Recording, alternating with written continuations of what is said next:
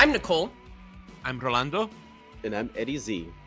And this is Remakes, Reboots, and Revivals, an original podcast about unoriginality. And this is part 2 of our Wolfman series. And today we will be focusing on the new 2025 movie, Wolfman. Wolfman is directed by Leigh Whannell. He also directed the recent Invisible Man remake that occurred in 2020. And this movie was produced by Blumhouse, who is also kind of undergoing their own form of the revitalization of the Universal Monster series. Did they do Invisible Man? Yes, they did. Immediately after Invisible Man, they offered this movie to the same filmmaker. So they were putting their trust in him. This movie was produced on a $25 million budget, and as of the first weekend, it grossed $16.8 million. So pretty decent so far. Blumhouse movies usually do pretty good at the box office. And yeah, it's an American movie. It's a horror movie. What is it about?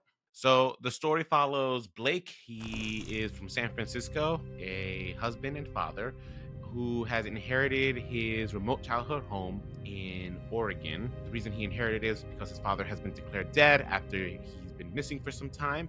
He and his wife are going through some marital strife, seeming to do a little bit with his unemployment, and he looks at this chance of going back to Oregon to pack up the house and sell it as a chance for them to reconnect. Of course, as soon as the family arrives, things take a quick turn for the worse when they are attacked by some sort of creature, and now the family must try to survive the night while something has infected Blake.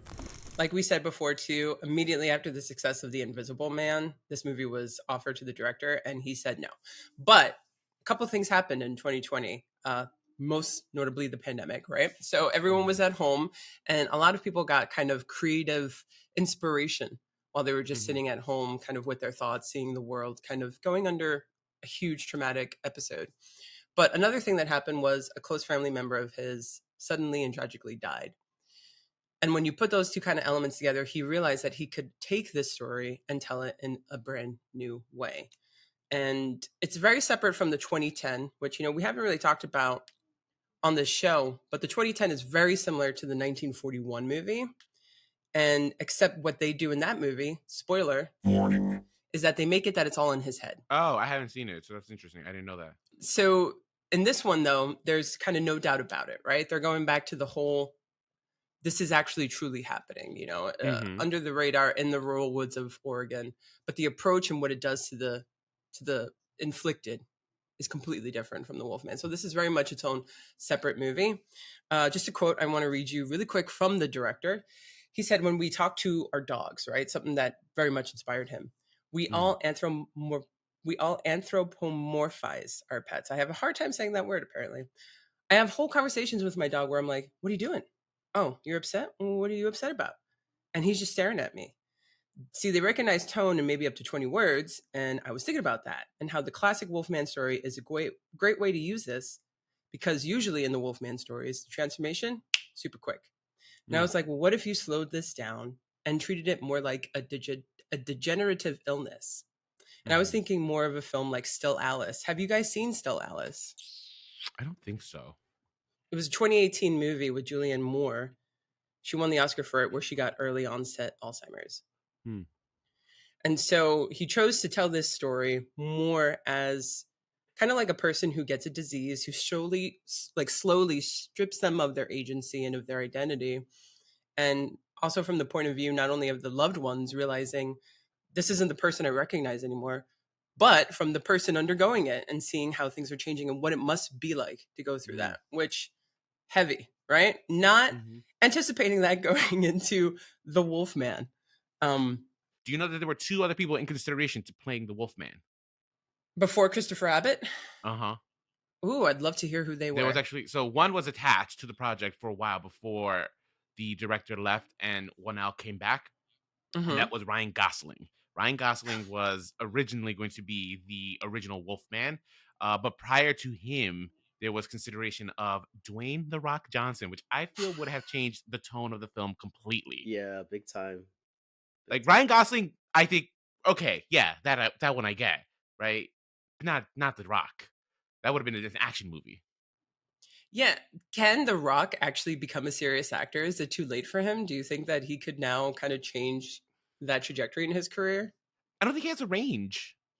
Ooh, I he don't think he has hasn't a shown range. us, that's for sure. No, I don't think he has the range. I think the reason he hasn't shown us because his career has been so long is because he doesn't have the range, right? Because, and that's not to say this is to speak of all wrestlers, right? Because I think John Cena is someone who has demonstrated he has great range in terms of like his performances, as has John Batista, right? That's the guy Yeah. from Guardians of the Dave Galaxy. He's Batista, another one. yeah. Dave Batista. He's another one who has shown like just great range in terms of his performances. The Rock has not. All right, so no, I don't. He would not be able to. Well, who knows? The movie might have been different, right? Because the movie was rewritten when One Out also did come into to the picture.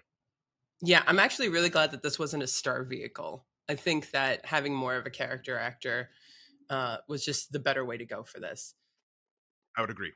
Yeah. Let's talk about overall thoughts about the movie before we kind of break down specific scenes and characters and whatnot. What do you guys think? So I enjoyed it. I enjoyed it more than I thought I was going to. Okay. Because already I was trying not to listen to people's critique on this, but it kind of seeps in and people were complaining about certain things, the look, the tone. So I was like, okay, I'm just going to sit back and just watch and see what I get out of this for what we're going to do today. But I ended up enjoying it much more. Um, I really picked up exactly what he was doing, giving that sense of a degenerate disease aspect, that twist, which I enjoyed so much because it took it away, like it took out of like this supernatural curse and gave us something different, um, and something that definitely us who know people who've had Alzheimer's or who passed away from due to Alzheimer's or dementia and see that can see certain elements in that. Um, so very much enjoyed it. I very much just I love this darkness, play on darkness, Mm-hmm. darkness of the mind, darkness of consciousness, and darkness of the environment. Um, really got a lot, and the element of what it is to be a father, still trying to protect his daughter and the family, even though he's going through all this. So I really walked away really enjoying this movie. I'm like looking for. I said it's going to be one of my horror lineups for Halloween. One or two more jump scares. I could have done with one or two. I would have wanted. I wanted a little bit more jump scares, but that's just me. Okay. I also enjoyed the film. I kind of came into it. I had known that there was already a backlash with the costume design for the Wolfman, and even I was not necessarily fond of what I had seen leak. And so as a result, I was kind of just like, all right, this is not going to be a good movie. But I kind of came out like really, really enjoying the film. I think it was fun. I Hmm. think it had shockingly like a lot of great creative decisions that they made, specifically in the way things are lit and the way things were shot. And kind of the perspectives that we're looking at throughout the entirety of the film, right? Because like I think one of the most interesting narrative choices they made, which makes sense for this film, was going focusing our first half of the film on the point of view of Blake, and then the second half of the film, really, the point of view is all from his wife Charlotte. Makes sense in this film, right? And I do some of my favorite shots in the film were actually like how they compose like kind of the difference of point of views. But yeah, I was really that was my biggest takeaway. I was mostly surprised at how creative they were in terms of like how they lit things and how they shot things. So because of that, that kind of fresh breath of kind of you know style I enjoyed.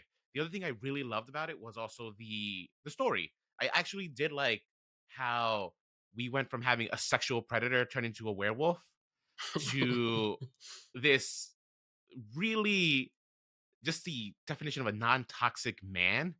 Uh what happens when like the beast within him is trying to like unleash, right? And I kind of liked that aspect. I think it's something they could have played around with a little bit more, but I think it made for a compelling story. I will say overall, I was very surprised by the movie and I did enjoy it. I was alone with one other person in a theater, and I thought the surround sound was fantastic because there were many times where I like The looked sound behind design, me. yeah, sound design Yeah, was wonderful. Yeah, ADR not too much, but whatever. We should forgive these sound mixers and editors for that. There were a couple of quotes that I wrote down because I'm like, this feels like not only foreshadowing, but many like different meanings upon it. One of them was in the beginning when he's like, "You're not hearing me," to his son, when his son was like not really paying attention and not connecting with the Mm-hmm. father, not being able to be being unheard Mm-hmm. remains something throughout the movie.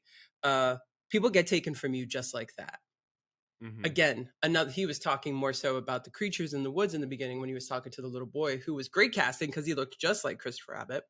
And but also people get taken from you in many different ways, right? So Mm-hmm. I really liked those little like tidbits as to what was going to happen in the story. Mm-hmm. And also, right before the accident that changes everything, the guy that they pick up tells them, you have a beautiful and nice family. And then instantly, right? So it's kind of like, you should be luckier, like be more aware of the things that you have. Because again, things get taken from you. I just want to point out, interestingly enough, though, like of all the Blake was the most aware of this, though. Like, you know what I mean? This is not a lesson that Blake necessarily needed to learn. This was actually a lesson that Charlotte needed to learn. So that is This actually, this keep in is mind. true. Yeah, like Blake is well aware that he is blessed, right? That's what I actually loved about this character. He was just not like the way they He was a great actually, father. yeah, he was a good father. It did not seem like there was like he controlled he was trying to control his like whatever, his like normal temper tantrums that were probably inherited from like his like what's the word, trauma? Uh there's a word for it. Like generational Eddie. trauma. Yes, there we go. Like that, like you know what I mean, like you're raised a certain way, and so he's trying to break out of that cycle, and we're Yeah. seeing it demonstrated actually pretty well in the movie. Like he has a moment where he stabs, and what does he do? He quickly tries to he apologizes and like picks himself up and stuff. Right? I thought they did a good job with that. I love how they show adjustment in that, because there is there is the moment where he's going to react to the situation, to the way his dad, like the one what he's learned how to react to situations, like in a very like Hmm. kind of like reactional, being angry, being upset, taking it from 0 to 60 very quickly. And just as he's about to go there, he adjusts himself. Mm-hmm. He takes a breath and he adjusts himself, and then he'll approach it in a less intense situation, or more caring approach to his parenting. Yeah. Right, which is something that will come to play as the movie progresses. But I also thought that that was interesting that they kind of set up this, conflict of not wanting to turn into your parents, right? Because there could be a read Mm-hmm. about like turning into your parents or the inevitability of becoming them. But he was such a good dad that that wasn't really like ever a worry for his character. He didn't want to be like his father. I guess because he turned into a wolf inadvertently, that's what happened where he turned. It wasn't like it was within him all along. Right, you're right. That was one of the story elements that I was like, there could be this going on, or it feels like it's trying for it, but then they kind of ignore it for the rest of the story in this way. So I was a little intrigued by that. Yes, I don't think necessarily it's about the monster always being within him. I think the Hmm. story here though is that he has always been trying to put back like these the rage that's within him, right? Like Yeah. his inherited anger issues that come from having a father like his.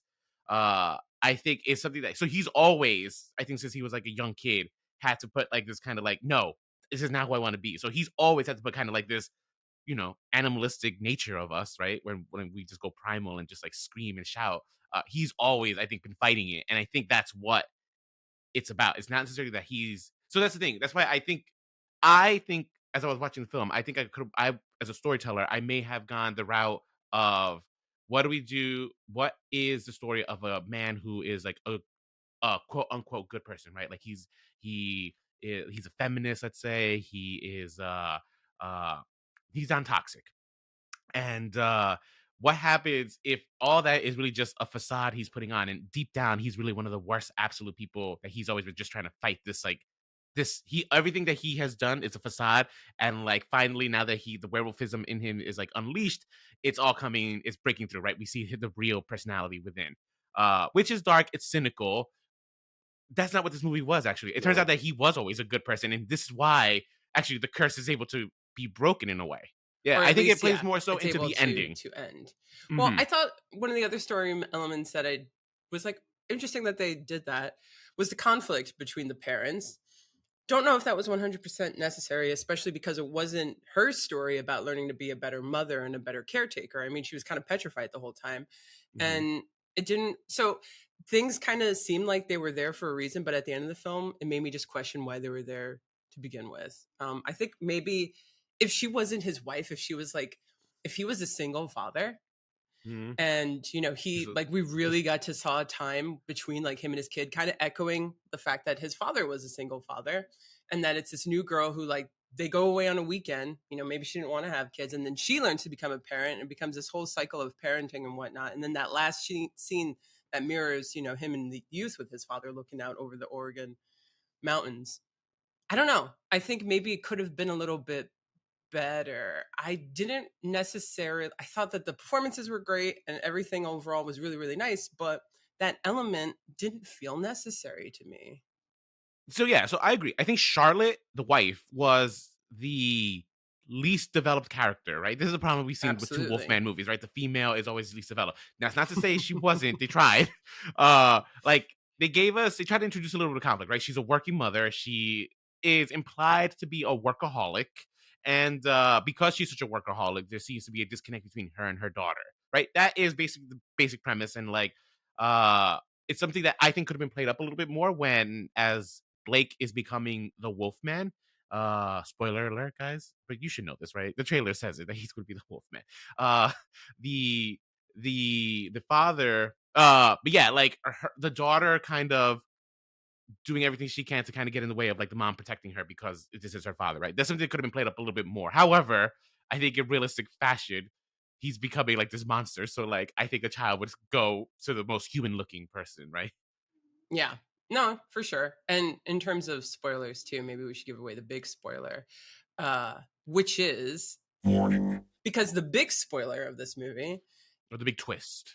the big twist, that the werewolf that is pretty much hunting them around the house and the one that even scratched our main character and turned him was his father. As we Mm-hmm. said in the summary, his father disappeared. We don't really know how he died, but turns out he went into the woods and he never came back. And that's because he got bit himself or he got turned. Yeah. And so there is kind of like literally his father is out there trying to kill him. I don't know if that reveal worked for me at all. I was like, oh, well, he killed dad. Like, necessary again because of the parental thing. I'm like, they're trying to say something here with like you turning into your parents and stuff. It just didn't. I don't know. I don't know why it was there if they kind of ignored that whole aspect in that main character to begin with. Personally, I don't know if I mean, I understood why I was there, right? Like, it's that whole aspect, like you said, it's just like we become that which we fear the most. Like, I'm constantly afraid of like becoming like my mother or my father, and there are times when I catch myself and being like the way I talk to like Eddie or other people, I'm just like, oh my god, I've become my parents, right? Like it happens. And it's like a stark realization. In this case, but keep in mind, like the reality is also that he had told his daughter how now that his father has been declared dead, he wishes he can like he's never wanted to talk to him before, right? And now that he's gone, all he wants to do is just talk to him, right? And now here's literally the chance where like they just saw each other face to face and he just realized I had to fucking kill you. Like this is he in some weird way, granted we don't see this because like he's already in almost full beast form. Um but like you see kind of that humanity come through when he realizes I just killed my father. What did I just do? What am I? Right, and that's when he leaves off and kind of becomes the final version of himself, like the final Wolfman iteration. I thought it worked. It was predictable was my thing. Like I saw that coming like a mile away. Like it was. yeah. But I also was like, I feel like again they were just trying to go for something that didn't seem fully fledged out in the script. So I was like, oh wow, they saw this through, and yet it just didn't feel like the most fully developed aspect of it. But that was just a nitpick. We know from his childhood, from eavesdropping on his dad, that his father was hunting this creature in the Mhm. forest. You know, and No, it seemed like it wasn't necessarily he was hunting it. He had heard stories about it, didn't think anything of it, but finally saw it for the first time or realized it's real. And now he's just like, we have to do something about this. And that seems like when it became his life mission to hunt down this creature. But lo and behold, eventually he becomes the creature. Couple things I did like. The first scene when we really realize his transformation is happening at an accelerated pace. He comes down when she's doing that SOS call, Mm-hmm. and it's from both of their point of views, and we first see it from his and then we see it from hers, and he Mm-hmm. approaches her, he says something with a tone that is so serious, and yet the words are gibberish. Mm-hmm. And then he soils himself. Mm-hmm. And as a person who also has had a family member go down, pretty much lost to a terrible disease, I was like, okay, this is way too relatable. I saw it at 1 p.m. on a Friday in an empty theater. I'm like, at least it's empty so I can process my feelings, because I was like, wow, I didn't expect that to resonate so much. Very surprising and really added to the sadness. And again, the big difference between this movie and the 1941 is that one, he transforms all the time, and that beautiful transformation scene in 1941 happens in about a minute. Mm-hmm. The entire movie, or at least 75% of this movie, is the transformation. It's all about that transformation. Mm-hmm. And then it's like, once you've transformed, there's no going back. So Correct, two yeah. big differences between these approaches to werewolves. And they never call him a werewolf. Never. Yeah, because right? I don't think I It's think a werewolf necessary. implies that. Well, I think also a werewolf implies that you can turn back into a human, right? There's a lore here. He's not. This is just like. It's not lycanthropy. This is different. This is not werewolfism, It's true. Yeah. right? And I guess you can get Um, away with that because it's called the Wolfman, right? What does that even mhm. mean? It's not werewolf. No, true. Yeah, it's Face of the Wolf too. That's they don't. Nobody even says Wolfman. My main question going into this, and even coming out of it, and one that I will pose for you guys is, we don't know quite yet if this will be a box office success. I know the reviews are fine, not like Yeah, they're very middle, applauding. right? Like They're very mid. Do we think that for the overall audiences, and maybe for people listening to this, determining whether or not they want to see it, is this movie too serious for essentially a werewolf movie? Even though they're not a werewolf, is it too serious for this kind of story? I don't know. I think it's just like I think for in terms of like suspense, this is a good movie and stuff.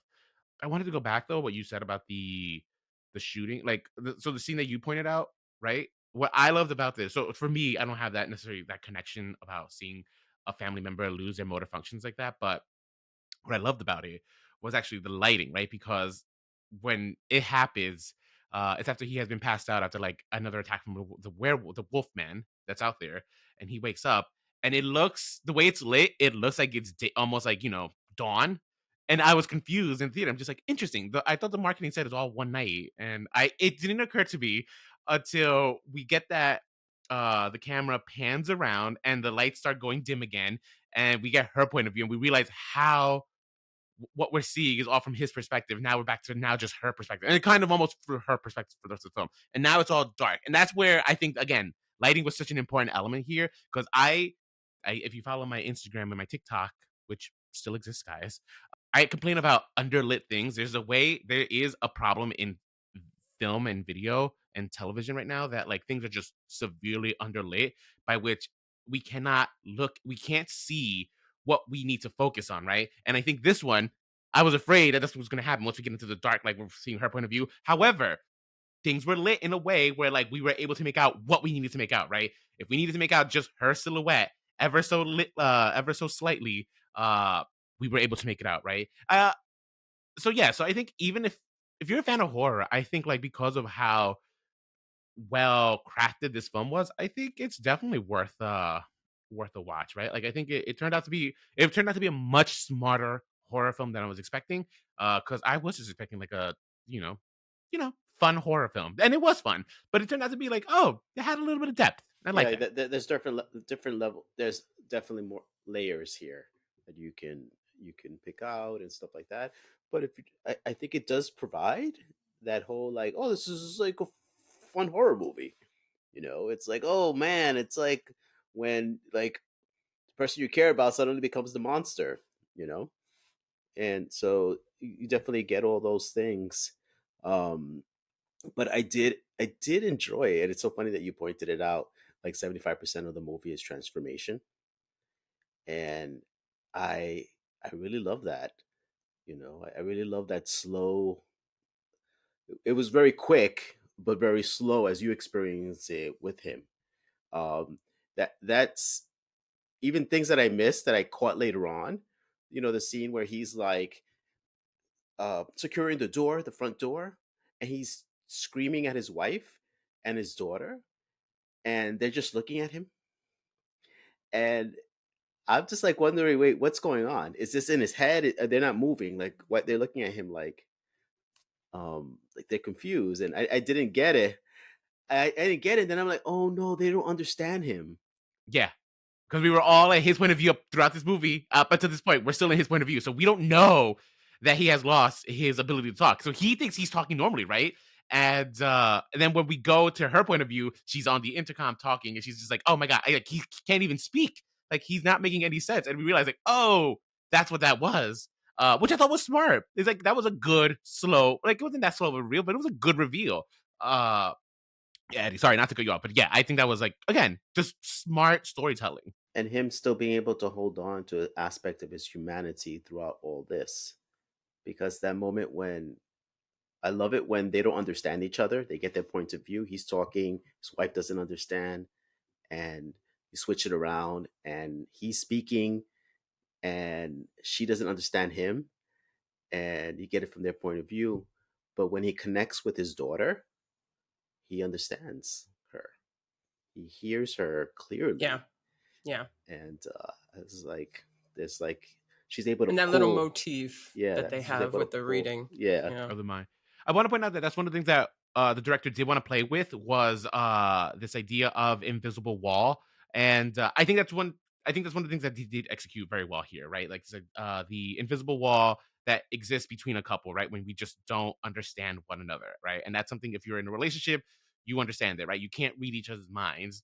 So unless you guys are effective communicators, there is always this invisible wall between you guys. And in this case, it became a literal wall between, animalistic instinct and humanity. Look, your mileage may vary on what you're looking for a horror movie. If you wanted like a Wolfman movie where there was tons of blood and people getting devoured and jump scares, this might not necessarily be your movie. Not to say, though, that it doesn't provide the correct amount of horror, also depending on what you consider to be horror. Watching someone you love slowly disintegrate, literally into an animal, is quite tragic and horrifying in my mind.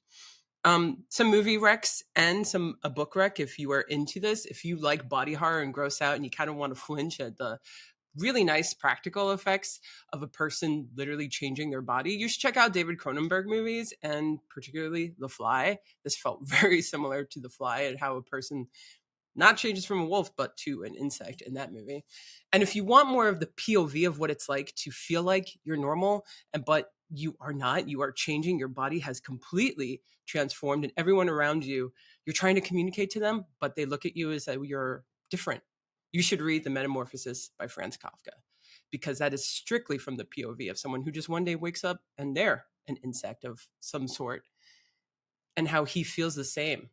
And yet he's completely transformed and no one can understand him anymore. And it's quite tragic. Okay, guys, thanks for tuning into this episode of The Wolfman. Be sure to come back for our next episode where we do a lightning round. And we also will be joined by a fun guest for that one.